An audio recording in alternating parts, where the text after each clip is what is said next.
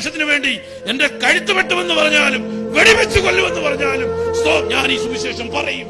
എന്നെ രക്ഷിച്ചത്, എന്നെ രൂപാന്തരപ്പെടുത്തിയത്, എന്നെ ഒരു നല്ല മനുഷ്യനാക്കിയത്, മദ്യത്തിൽ നിന്നും മയക്കുമരുന്നിൽ നിന്നും എന്നെ രക്ഷിച്ചത് ഈ ലോകത്തിന്റെ തത്വശാസ്ത്രങ്ങളല്ല, ഈ ലോകത്തിന്റെ ഇസങ്ങളല്ല, ലോകപ്രവർത്തനങ്ങളല്ല, സൈക്കോളജി അല്ല, സൈക്കോട്രി അല്ല, ഹിപ്നോട്ടിസം അല്ല, മെസ്മറിസം അല്ല, യേശുക്രിസ്തുവിന്റെ സ്നേഹമാണ്. ഒരിക്കൽ മരണവും പിന്നെ ന്യായവിധി മനുഷ്യർക്ക് നിയമിച്ചിരിക്കുന്നു. എപ്പോഴാ മരണം വരുന്നത് നമുക്കറിയില്ല.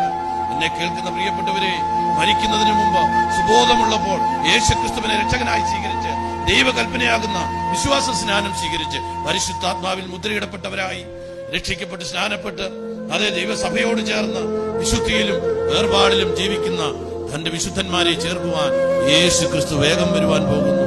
കർത്താവ് തൻ ഗംഭീരനാദത്തോടും പ്രധാന ദൂതന്റെ ശബ്ദത്തോടും ദൈവത്തിന്റെ കാഹളത്തോടും സ്വർഗത്തിൽ നിന്നിറങ്ങി വരും.